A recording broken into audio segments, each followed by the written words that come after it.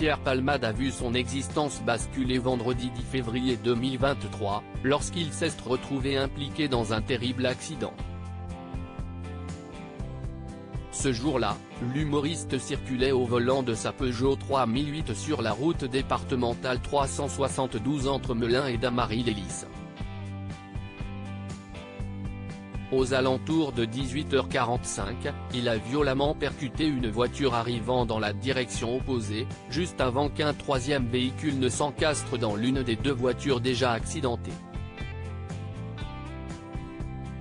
Extirpé de son véhicule par les secours, Pierre Palmade a été rapidement transporté à l'hôpital par hélicoptère, où il fut admis en réanimation. Au départ, les médecins avaient indiqué que le pronostic vital de l'humoriste était engagé. Finalement, ses proches ont révélé à l'AFP que ses jours ne sont plus en danger au lendemain de l'accident. Malheureusement, la femme enceinte percutée par le comédien au volant de sa voiture a perdu son bébé suite au choc. Également présent dans le véhicule de sa mère au moment de la collision, un enfant âgé de 6 ans n'est pas encore tiré d'affaire pour le moment.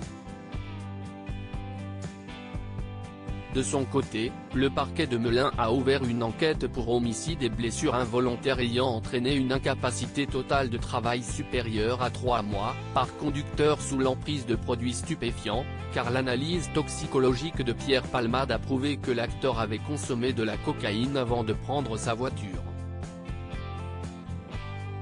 Jérémy, ancien amant de Pierre Palmade, en le côtoyant, je suis tombé dans certains excès. Afin de revenir sur cette affaire, Cyril Hanouna a convié sur le plateau de Touche pas à mon poste un ancien amant de l'humoriste lundi 13 février 2023.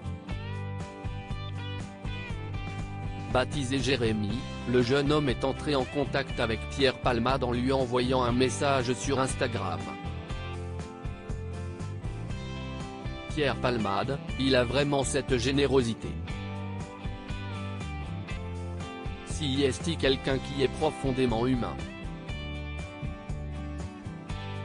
On s'est vu, on s'est revu, et après, il y a une passion qui est née. On a vraiment eu quelque chose.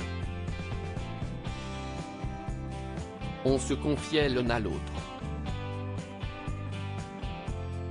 Je savais quand il allait mal, a souligné l'ancien amant du comédien. Jérémy a aussi précisé qu'ils ne vivaient pas ensemble, même s'ils se voyaient régulièrement. On a toujours gardé cette liberté.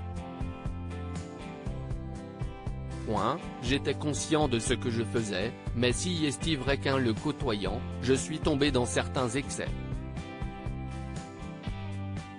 C'était plus d'alcool, essayer la cocaïne. On a eu quelques mauvaises aventures. Une fois qu'il avait consommé pas mal de substances, il n'était plus maître de lui-même.